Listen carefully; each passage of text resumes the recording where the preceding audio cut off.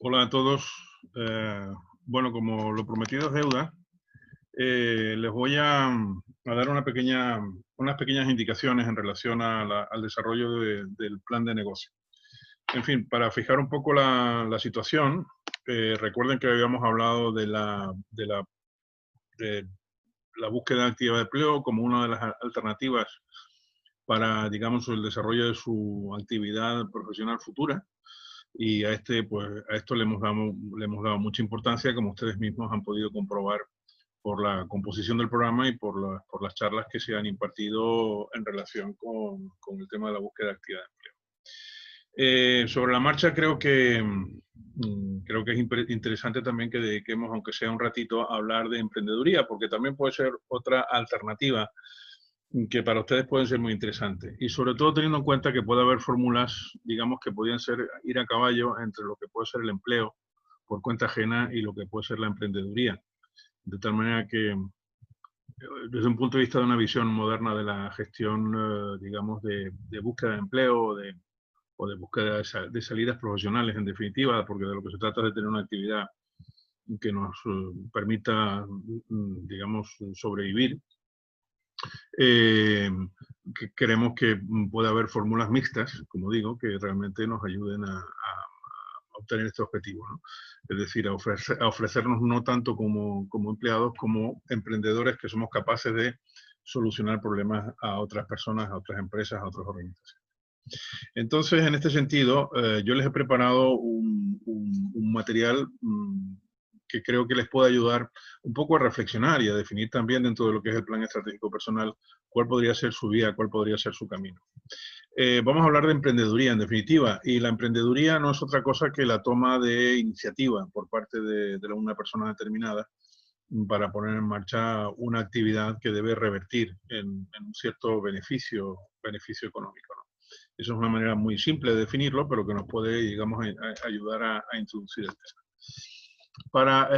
Normalmente para poner en marcha una actividad, un negocio, a través de la emprendeduría, se ha hablado siempre del plan de negocio. El plan de negocio es un plan, como muchos de los planes que hemos visto, que prácticamente tienen la misma estructura, tienen una fase, digamos, de analítica, tanto interna como externa, una fase de definición de objetivos y de recursos y otra fase de, digamos, de plasmación en un plan de acción de las estrategias y de los objetivos que se quieren alcanzar y de las acciones que se van a realizar para alcanzar esos objetivos. Es una estructura muy parecida a un plan estratégico, a un plan estratégico personal o a un plan comercial o incluso un plan de marketing como hemos ido viendo a lo largo del curso. Yo no les voy a hablar de esta metodología porque considero que hoy en día hay herramientas, digamos, lean startups, que podríamos llamar, que son herramientas más modernas, que permiten de una forma mucho más rápida, digamos, poner en pie y dar forma a un concepto o una idea de negocio sin necesidad de incurrir en un proceso largo, engorroso de investigación, digamos, de diseño, de captación de ideas, etcétera, ¿no? Este es un método muy sencillo que aporta 9, digamos, capítulos importantes que tienen que ver con los aspectos esenciales de cualquier negocio que queramos poner en pie en un momento determinado. Es más, si me apuran, les diría que el Canvas, que es el método del que estamos hablando, lo podríamos utilizar incluso dentro del plan estratégico personal, como una herramienta, digamos, de apoyo al plan estratégico personal. ¿De acuerdo? Entonces, véanlo de una manera abierta y contemplarlo como una herramienta de reflexión.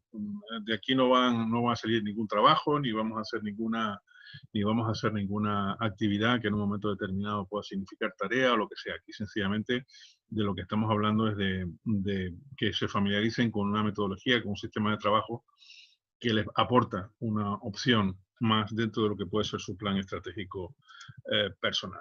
Entonces vamos a hablar del modelo Canvas, que es un modelo relativamente, como decía antes, moderno, aunque ya tiene sus añitos. Fue diseñado por un gurú de la planificación estratégica que se llama Osterwalder y que, bueno, pues básicamente lo que propone es, digamos, desarrollar un plan de negocio de una forma más esquemática, más sencilla, y con algunas otras virtudes que iremos viendo a lo largo del material. En principio, las opciones con las que contamos como personas en este momento, las personas que estamos terminando un curso de ventas y de gestión comercial, pues podrían ser estas opciones que tenemos delante. Es decir, podríamos decir, bueno, pues yo ahora voy a hacer unas oposiciones, me voy a trabajar para el Estado, voy a formarme como formador para poder impartir cursos para organismos públicos, para el Instituto Canario de Empleo, por ejemplo, ¿no? Esa es una opción que nos podemos plantear, o hacer oposiciones directamente, ¿no?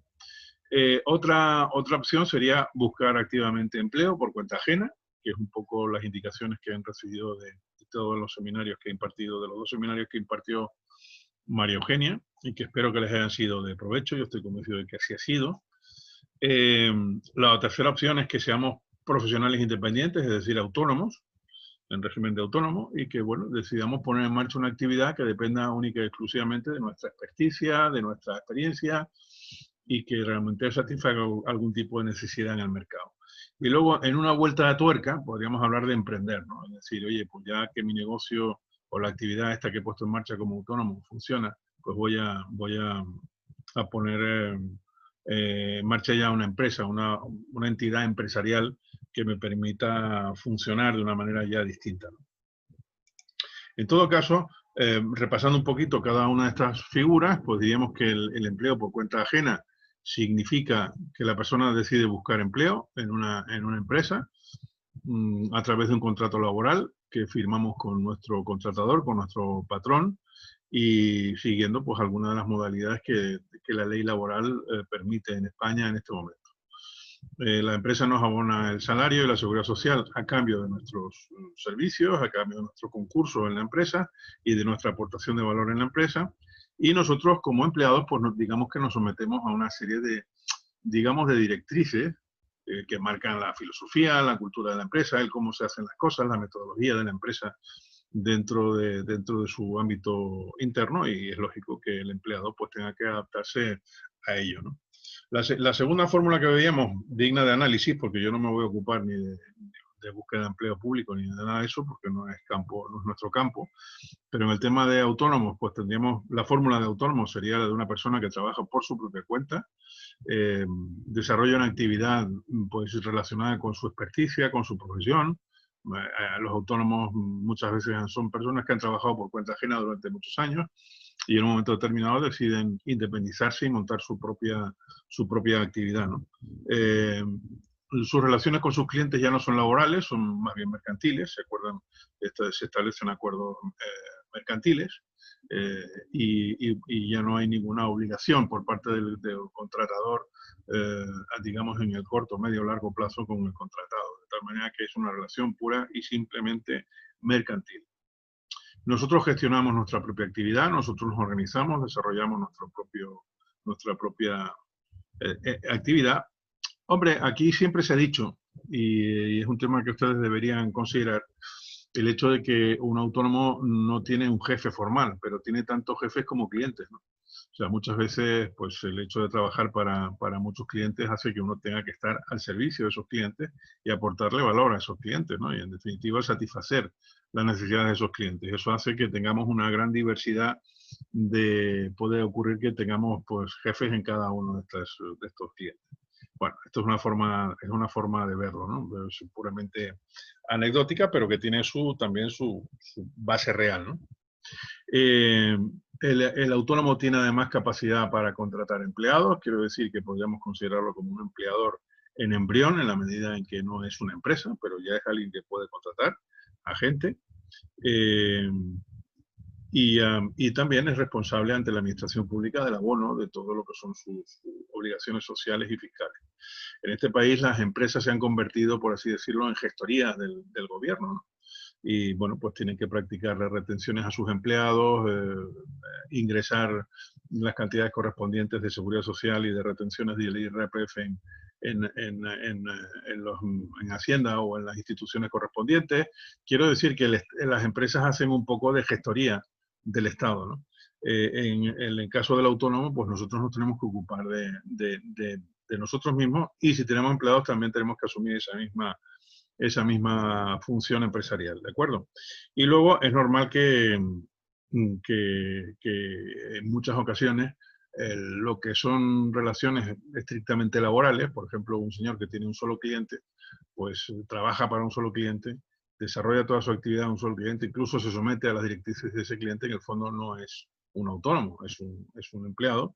Lo único que, claro, desde el punto de vista de coste de ese empleado es mucho más barato que ese empleado sea en fin, autónomo, ¿no?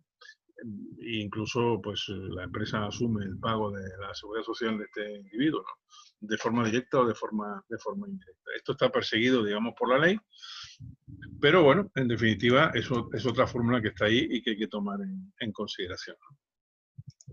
Y en cuanto a los emprendedores, pues son gente que en un momento determinado pues tiene una idea que le parece interesante, que podría tener cabida en el mercado, o sencillamente pues del análisis de ese mercado detecta una oportunidad y le surge la idea. Quiero decir que el concepto de idea-oportunidad es un concepto que se puede producir en paralelo, uno puede ser causa del otro de forma indistinta.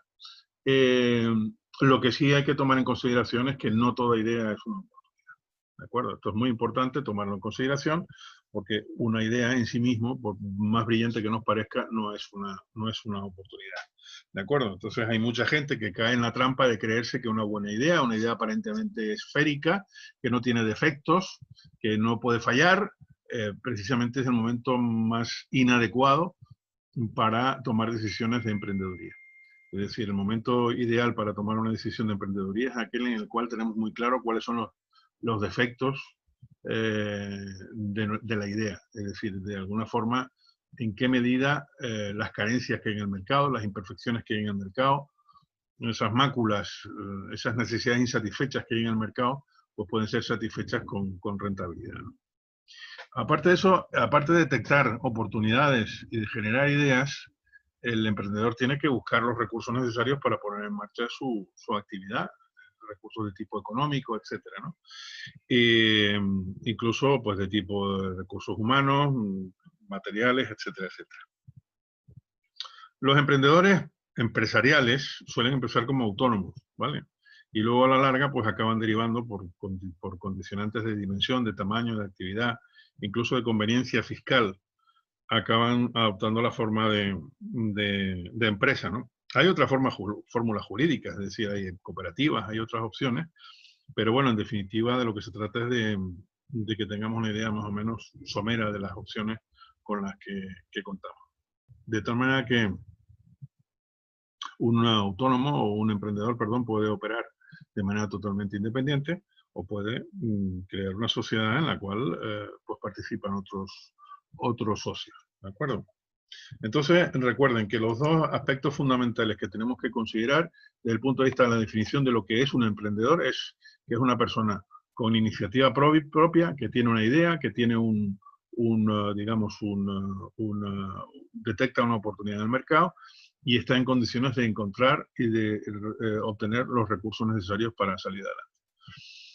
Una de las cosas, de las grandes ventajas que van a tener ustedes como vendedores en la medida en que opten por la digamos, opción de emprendeduría o como autónomos, es que van a tener que vender mucho y muy intensamente. Van a tener que vender su idea, van a tener que buscar convencer a gente para que les aporte los recursos necesarios, bien como socio, bien como business angel, es decir, van a tener que vender esa idea a esos posibles financiadores, van a tener que vender su producto y su servicio el día que su empresa esté en marcha. Quiero decir que el hecho de saber vender es una habilidad que nos va a ser extremadamente útil de cara a la puesta en marcha de cualquier actividad, de cualquier negocio. ¿De acuerdo? Entonces, por definir un poco lo que es emprender, podríamos decir que es una actitud y una aptitud. Es decir, no todo el mundo, y esto sí que lo quiero decir con total claridad, y lo digo también por experiencia personal. Yo he tenido, pues digamos, como toda persona en este mundo, mis aciertos y mis errores. He aprendido mucho de ellos y es muy importante tener en cuenta que, en fin, para ser emprendedor hay que tener una determinada actitud. Tiene que ser una persona con capacidad de asumir riesgos, con una capacidad de tolerancia a la frustración, tiene que ser una persona que no se desanime a la primera de cambios.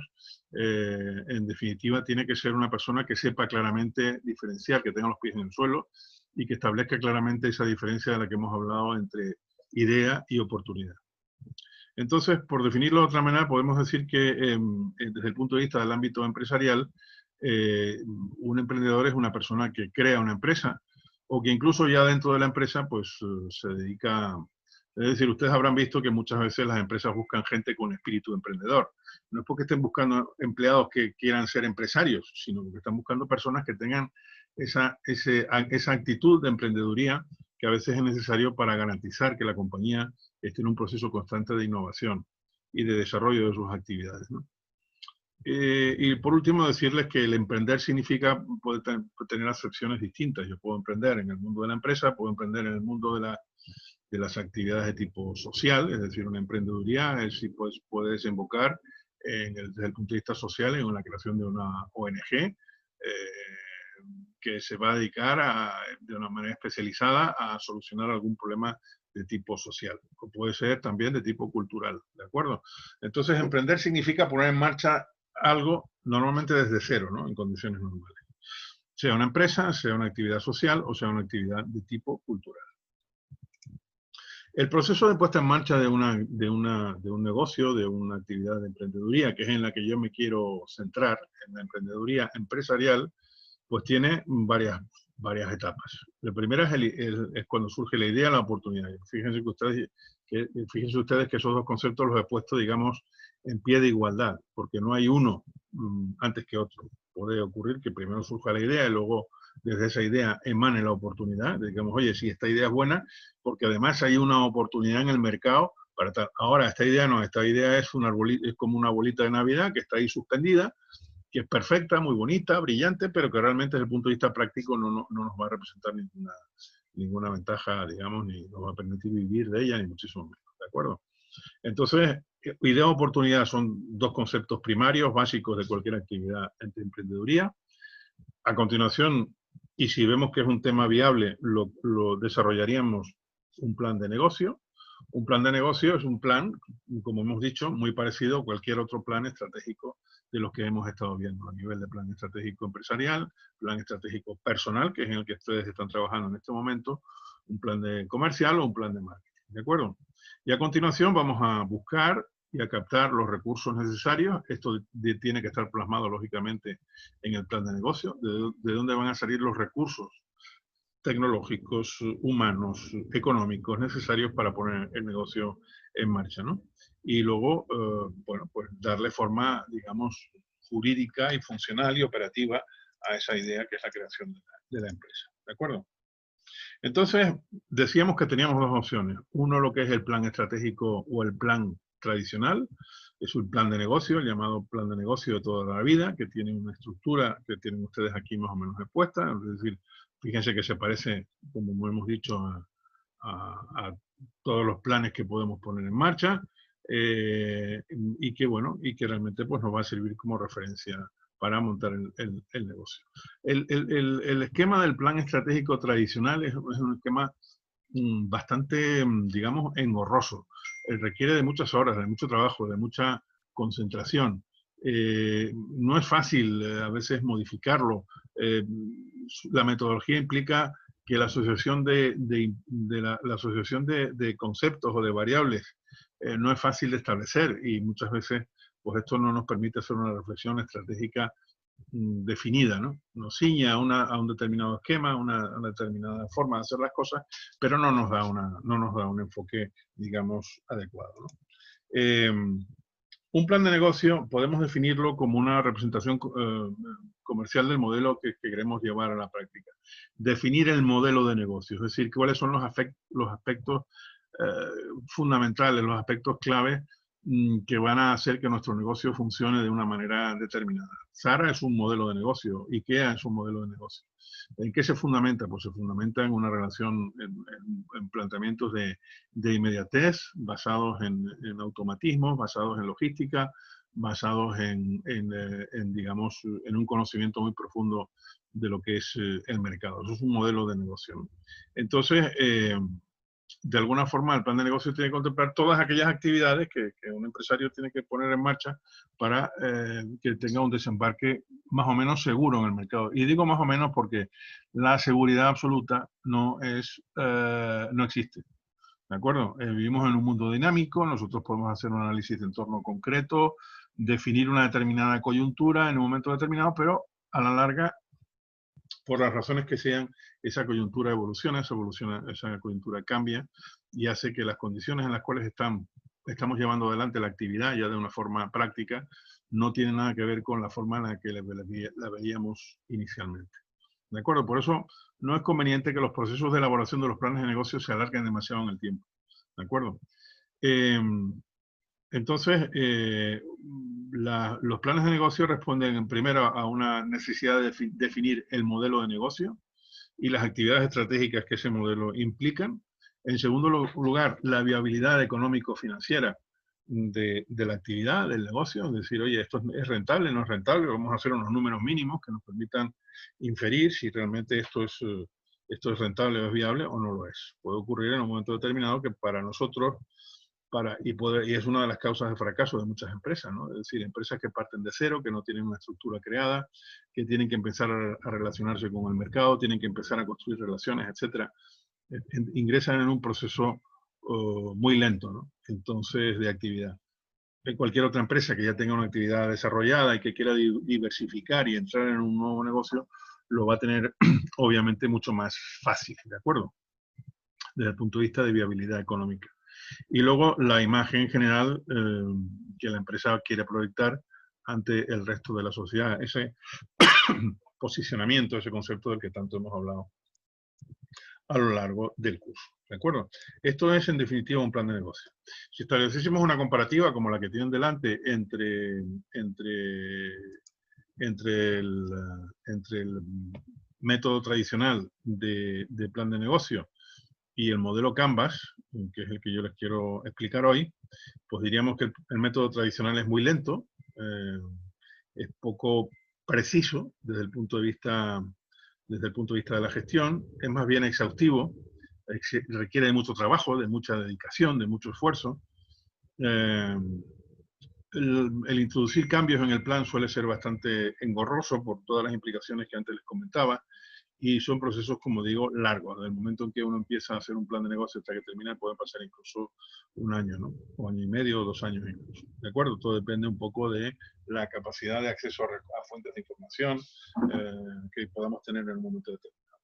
Por otra parte, el modelo Canvas es un modelo que forma parte de lo que se llama la familia de los modelos Lean Startup, que son las que se utilizan normalmente para poner en marcha, digamos, actividades que tienen que ver con el mundo de las nuevas tecnologías, etc.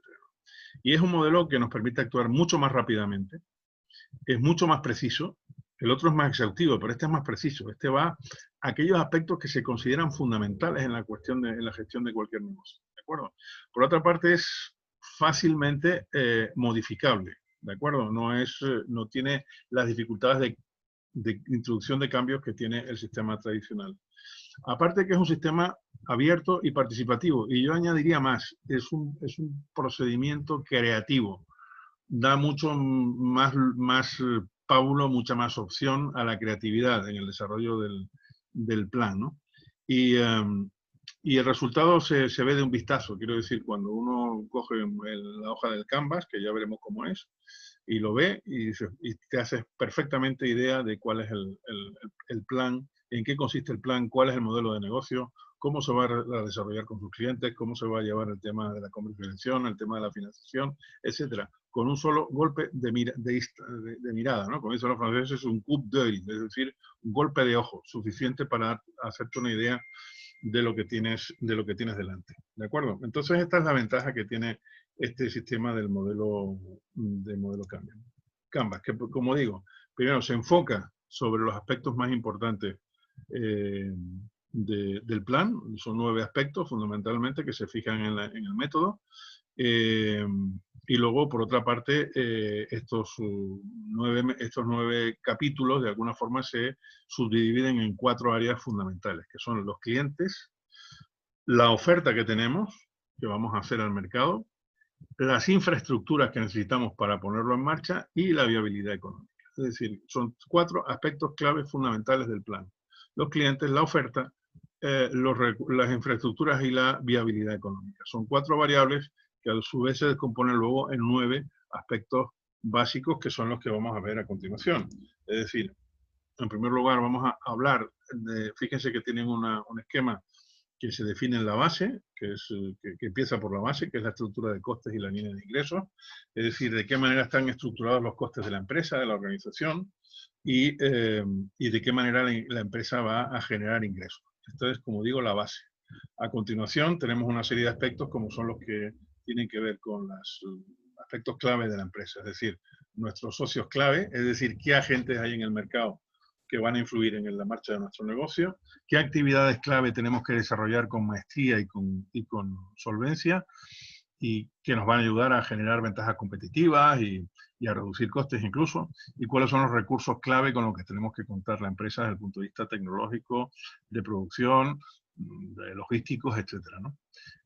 ¿Cuál es nuestra propuesta de valor? Fíjense que es un aspecto central que tiene que estar muy bien definido. En definitiva, de lo que se trata es qué cosa aportamos nosotros al mercado que no aporten otros. Las relaciones con nuestros clientes, cómo van a estar definidos. Y cuando estamos hablando de clientes, estamos hablando también de segmentos de clientes, es decir, tenemos que ser capaces de definir muy bien cuál es el perfil de nuestros clientes y cómo nos vamos a relacionar con ellos. Y en función de ese perfil, las modalidades de relación también van a cambiar, van a evolucionar, por lo tanto, tenemos que detallarlo, ¿no? Y por último, los canales de distribución, cómo vamos a hacer llegar el producto o el servicio a los clientes finales. En este sentido, fíjense que es muy importante establecer interrelaciones. Por ejemplo, yo estoy hablando de canales de distribución, probablemente tenga que hacer una mención de determinados canales dentro de lo que pueden ser los socios clave. Quiero decir, si yo no cuento con la colaboración de estos individuos, de algunos de estos individuos o de todos estos individuos, evidentemente, digamos que estoy abocado al fracaso, porque es como si yo quisiera discurrir a través de una especie de tubería, quisiera hacer llegar agua a un determinado punto, y resulta que esa tubería está obstruida, ¿no?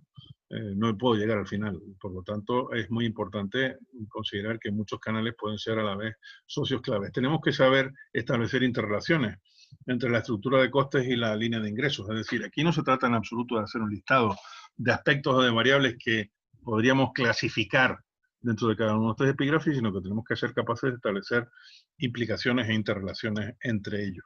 ¿De acuerdo? ¿Cuáles son esos aspectos clave, estos epígrafes?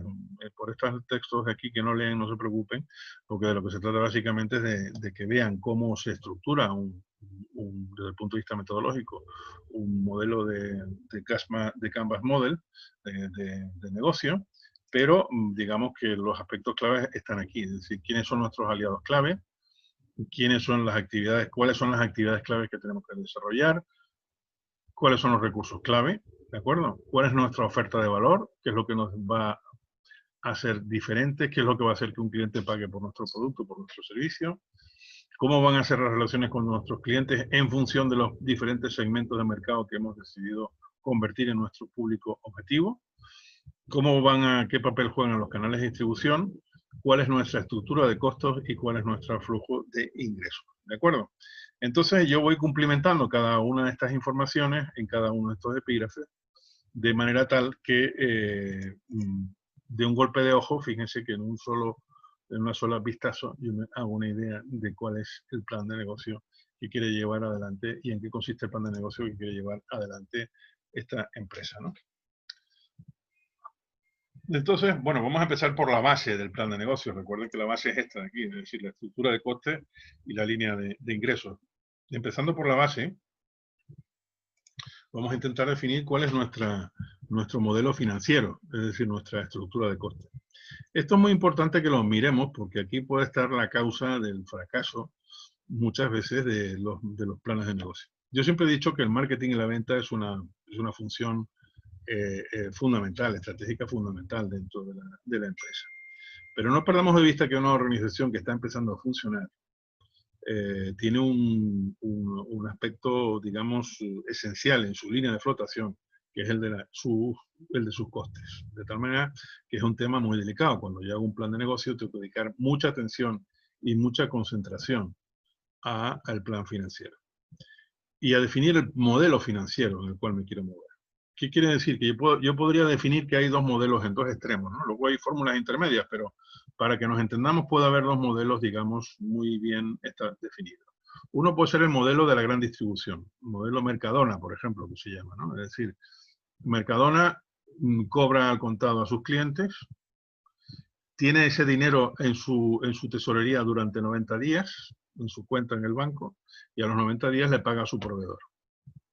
Claro, eso es una posición de privilegio, es una posición relativa muy ventajosa para Mercadona. ¿Por qué? Porque puede ocurrir que una parte muy importante de los ingresos provengan no de su capacidad de generar un margen de beneficio en sus operaciones con sus clientes, sino también en su fórmula, en su manera de manejar su dinero, de gestionar su dinero. Es decir, yo tengo ese dinero que realmente no es mío, es parte mío y parte de mis proveedores, en mi poder durante un tiempo, y esto me está generando unos recursos y unos intereses determinados. ¿De acuerdo? Esto puede ser un modelo. El modelo contrario podría ser el modelo de, por ejemplo, el que, el que nos afecta a los que somos consultores, ¿no? Por ejemplo, es decir, modelo, vamos a llamarlo modelo consultoría. Es decir, yo le propongo a un cliente un proyecto, el cliente me lo aprueba, yo tengo que hacer el proyecto durante 3 o 4 meses, durante los cuales yo tengo que pagarle a mis empleados, tengo que pagarles a mis colaboradores, a las personas que trabajan conmigo en el proyecto, durante el tiempo que dure el proyecto, pero yo no voy a cobrar ese proyecto hasta el final. Por lo tanto, estoy en una posición no de privilegio, sino de auténtica desventaja en la relación con mi cliente. Por eso a veces se establecen sistemas de pago. Es decir, a la firma del contrato un 20 o un 30%, no sé qué, a la mitad el otro 30 o 40 y al final el resto. ¿No?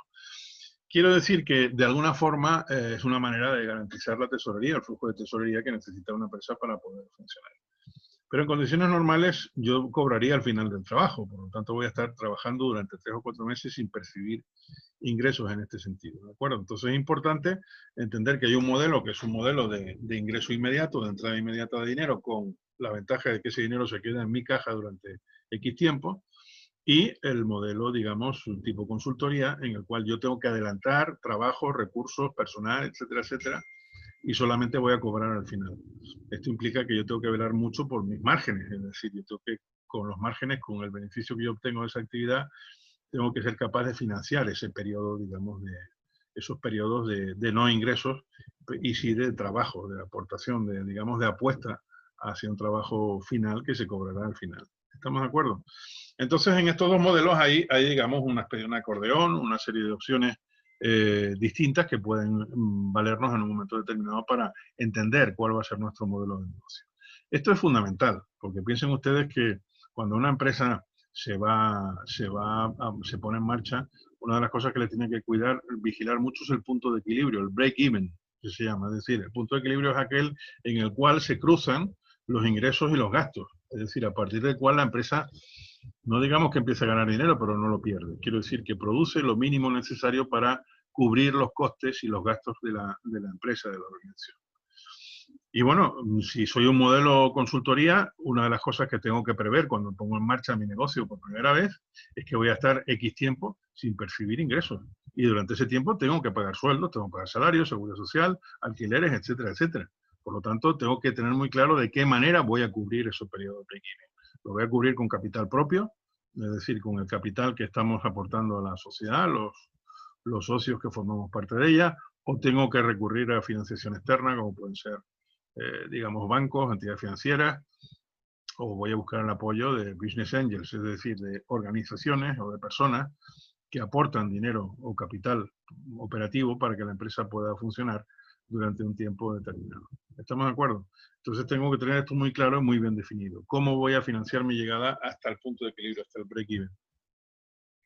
¿Y cómo voy a financiar mis periodos sin ingresos cuando se da el caso de, por ejemplo, de una empresa que tiene un modelo de consultoría, que trabaja y cobra al final del proyecto, ¿de acuerdo?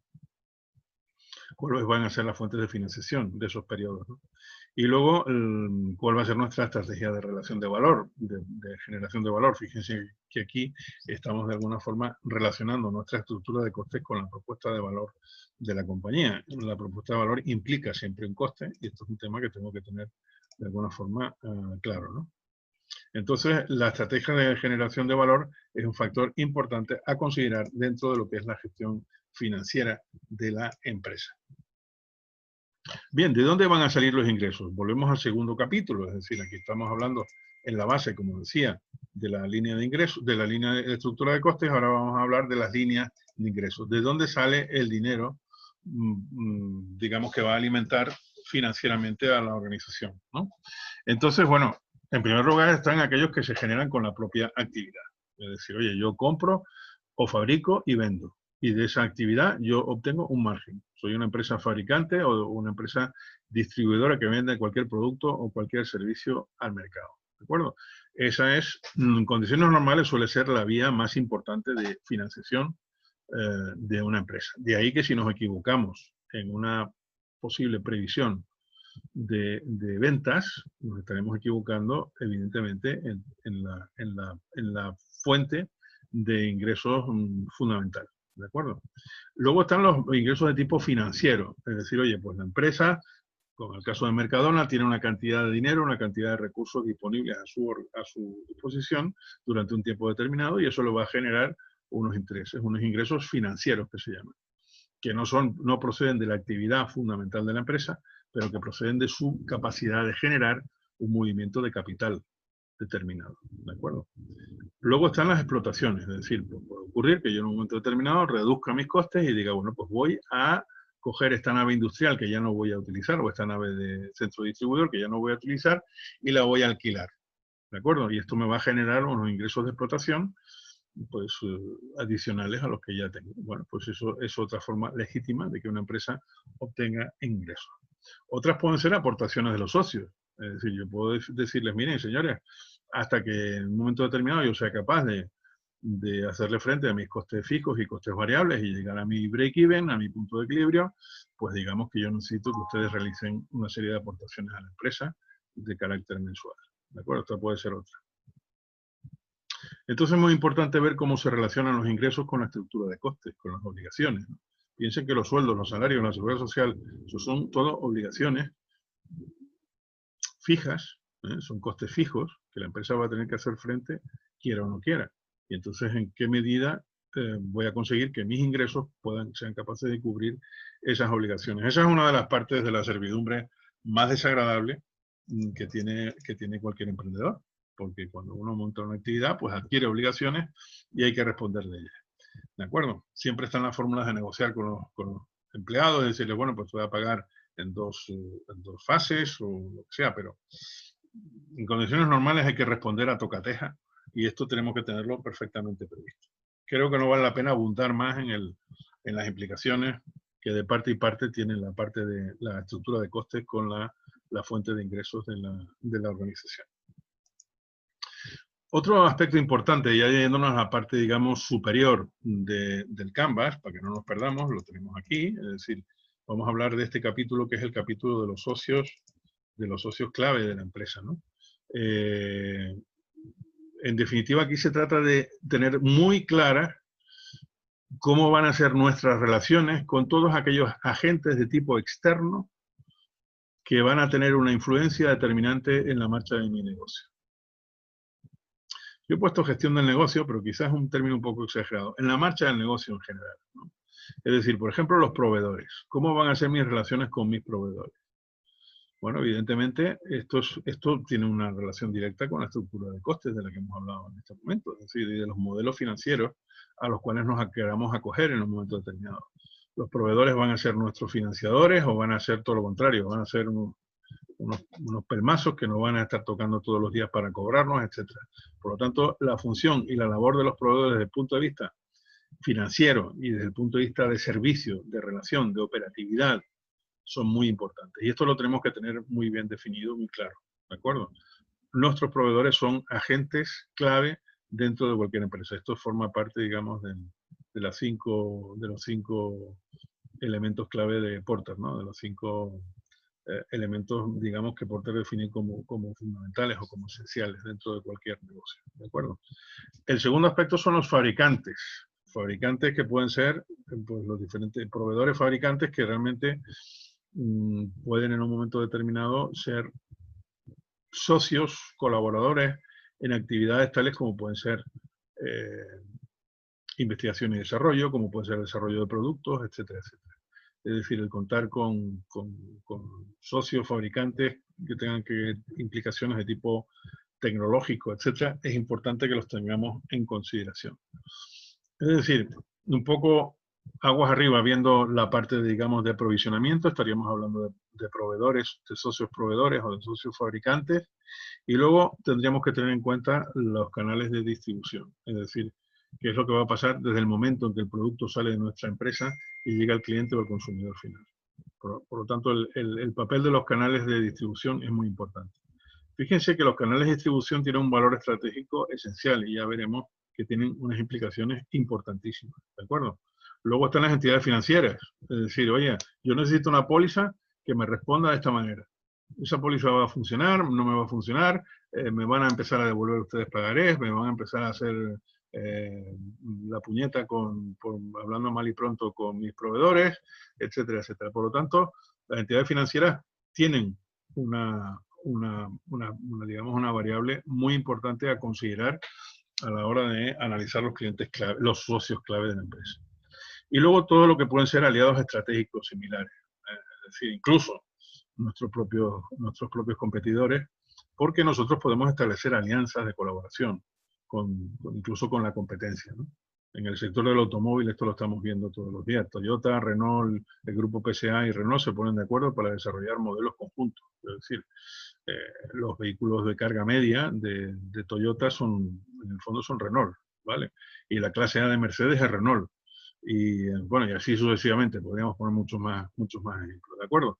Por lo tanto, es importante que todos los aliados estratégicos, todas aquellas personas o agentes o entidades de alguna naturaleza que influyan en la marcha de mi negocio y que sean clave para mi negocio, tienen que estar contemplados, analizados y debidamente, digamos, localizados, ¿vale?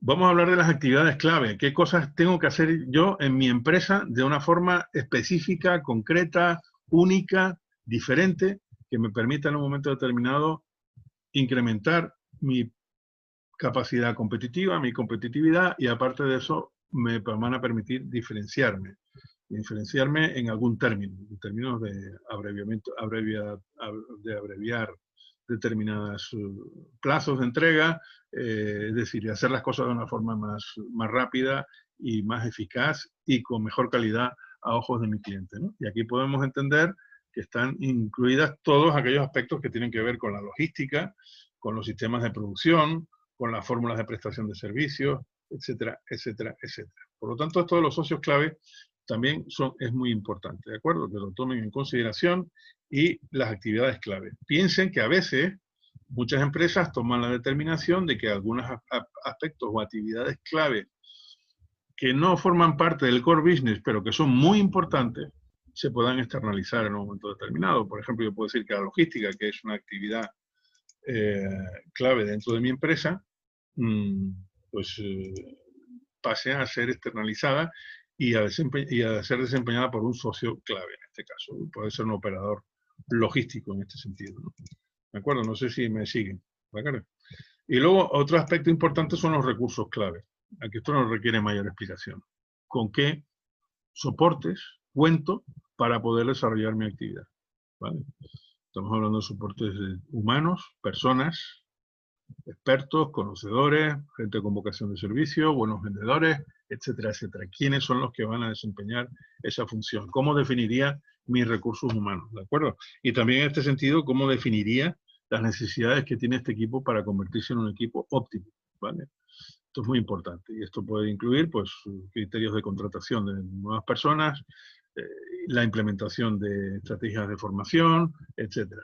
Los aspectos tecnológicos de mi empresa, es decir, la tecnología con la que cuenta la empresa en un momento determinado al principio es lo suficientemente avanzada, lo suficientemente completa como para de alguna forma garantizar una buena producción al final del proceso o una buena comercialización, si de lo que se trata es de gestionar la venta del producto o no. En definitiva, de lo que se trata es de intentar inferir entre el gap, hacer un gap entre lo que sería la situación ideal y lo que puede ser, digamos, mi situación actual. ¿De acuerdo?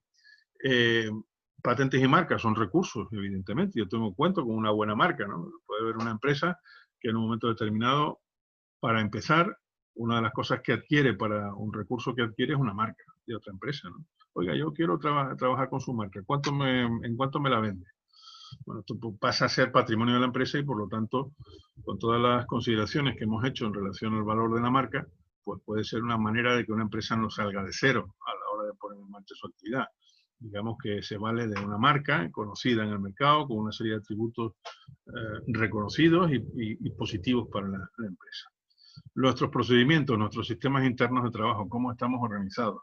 ¿De acuerdo? Este es otro de los aspectos importantes que forman parte, digamos, de los recursos clave de la empresa. El capital, evidentemente, y esto tiene que ver con la parte financiera, como hemos visto, y la propiedad intelectual, que puede ser otro de los factores que de alguna manera, el que yo haga las cosas de una manera determinada, etcétera, un determinado procedimiento puede quedar, digamos, plasmado o bajo la protección de una ley de propiedad intelectual. Otro aspecto importante es la oferta de valor. Esta es muy importante, esta digamos es la básica, porque es la que define cuáles son mis ventajas competitivas en definitiva, cuál es mi razón de ser en el mercado. ¿Estamos de acuerdo? Es decir, la oferta de valor es aquello que yo aporto al mercado que no aportan los demás, que me hacen diferente y que hacen que el cliente esté dispuesto a pagar por ello. De tal manera que es muy importante que no me equivoque en esta fase. Es esencial. Por eso está en el centro del canvas. Si ustedes se fijan, está justo en el medio del canvas. Es decir, mi propuesta de valor. ¿En qué consiste lo que yo ofrezco al mercado? Y que es de distinto, que ofrece de distinto, de diferente, y que va a hacer que el cliente lo prefiera y esté dispuesto a pagar por ello. ¿Estamos de acuerdo? Propuestas de valor. Si estamos hablando de una empresa que tiene varias propuestas de valor porque tiene una gama de productos extensa, a lo mejor tenemos 3, 4 familias de productos, entonces en ese sentido tendríamos que desbrozar o desglosar este análisis de propuesta de valor en cada una de esas familias. ¿De acuerdo?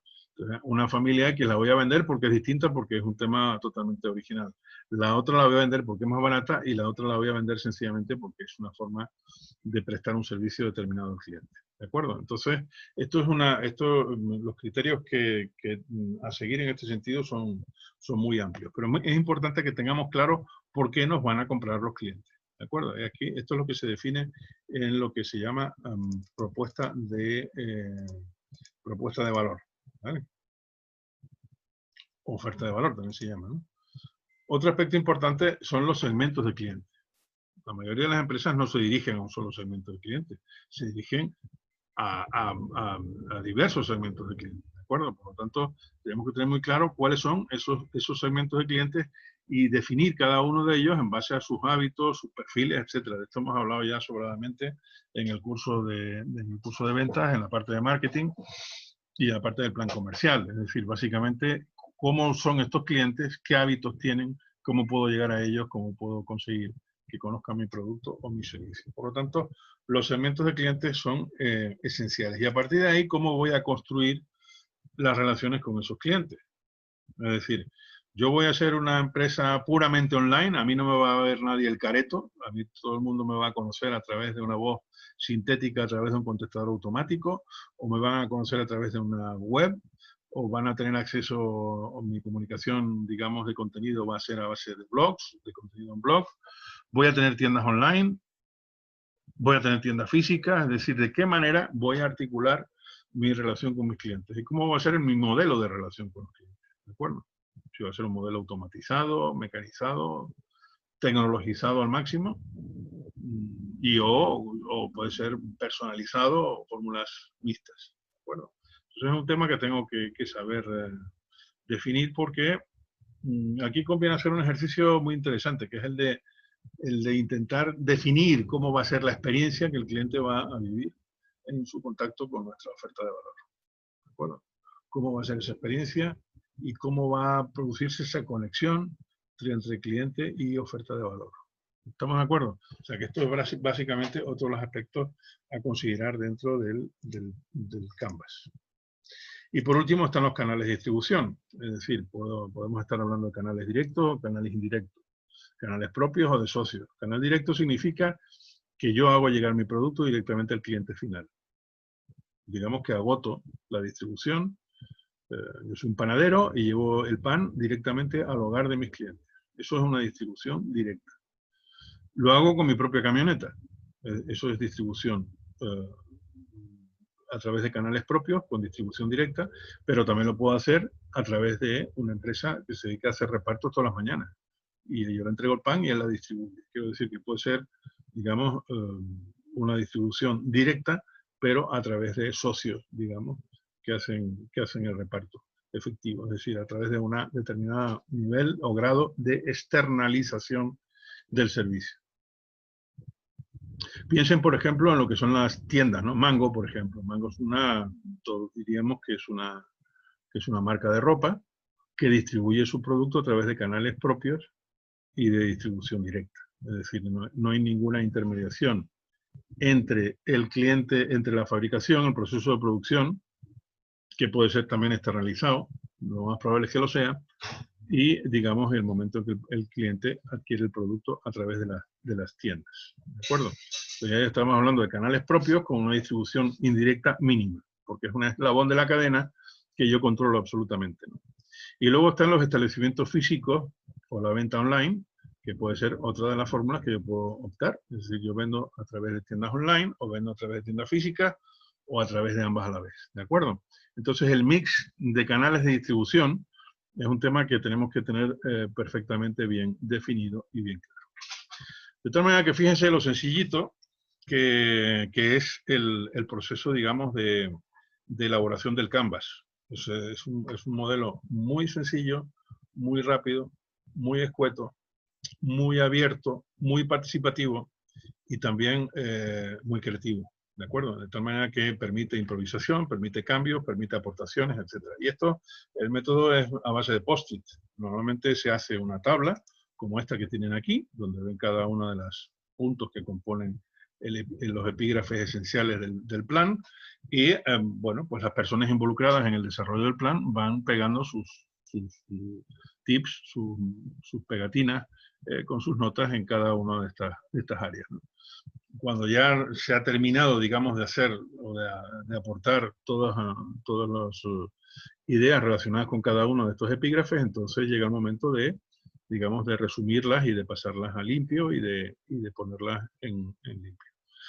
Y la segunda fase la tercera fase sería la elaboración de las cuentas de explotación, es decir, cómo este plan, de la manera que está concebido, se va a volcar en una posible cuenta de explotación donde se establecen hipótesis de ingresos, gastos, etcétera, etcétera, y cuál es el plan de viabilidad, cuándo se puede llegar al break-even, etcétera, etcétera.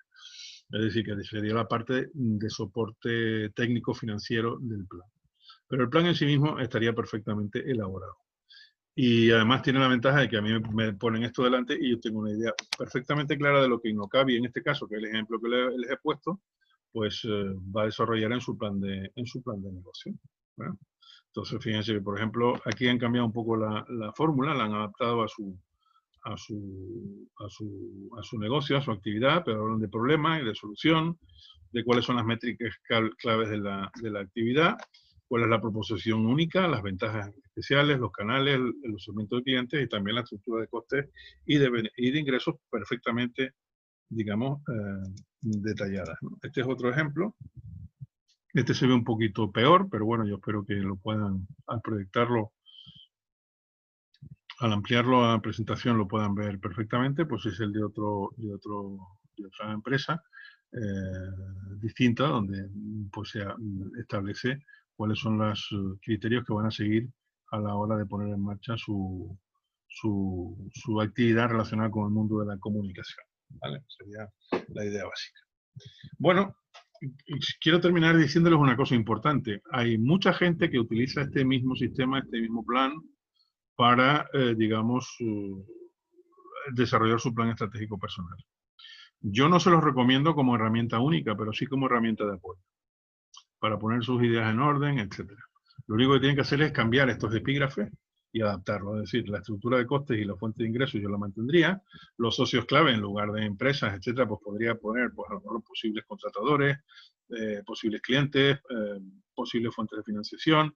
Las relaciones, acuérdense que hablamos de un plan estratégico personal, podríamos hablar de agentes que tienen que ver con nuestra vida personal, con nuestra familia, etcétera, etcétera. ¿De acuerdo? El tema de las actividades clave que nosotros como individuos vamos a desarrollar, etcétera. Es decir, se trata de hacer un esfuerzo, digamos, de imaginación y de adaptación del modelo Canvas, del modelo Canvas al modelo, digamos, de plan estratégico personal. Yo creo que como herramienta de reflexión podría tener un valor muy importante para ustedes, y si alguno incluye un modelo Canvas en su plan estratégico personal, a mí me va a parecer estupendo. De todas formas, lo podemos consensuar, como vamos a tener oportunidad de hablar a lo largo de este periodo de tiempo hasta la entrega final, podemos hablar y consensuar un poco la metodología a seguir para desarrollar el método Canvas. Alguno podría incluso empezar por aquí y luego ir derivando hacia la estructura del plan que yo les he planteado, que por otra parte no es nada complicada, no es difícil de ejecutar, ¿de acuerdo? Entonces, bueno, pues por mi parte yo no tengo nada más que añadir en relación a este tema. En otro vídeo que les voy a preparar, les voy a exponer un plan comercial, un ejemplo de plan comercial, para que ustedes tengan una idea también de lo que significa el plan comercial para poder seguir apoyándoles en todo su proceso de formativo, ¿de acuerdo? Y bueno, aparte de eso me pondré en contacto con ustedes, como les he dicho, individualmente para transmitirles mi feedback en relación a los trabajos que me han ido adelantando. Yo por mi parte tengo además que subirles los 2 ejercicios correspondientes a la unidad 11, que no se los ha subido todavía, pero que lo van a tener, espero, esta tarde a última hora, ¿de acuerdo? No creo que más de eso. Así que bueno, vamos a seguir en contacto, vamos a seguir trabajando y vamos a seguir complementando la información en aquellas áreas que se estimen convenientes, y por favor no dejen de plantearme las dudas que les vayan surgiendo a lo largo del curso. ¿De acuerdo? Así que por mi parte nada más, un abrazo a todos y seguimos en contacto.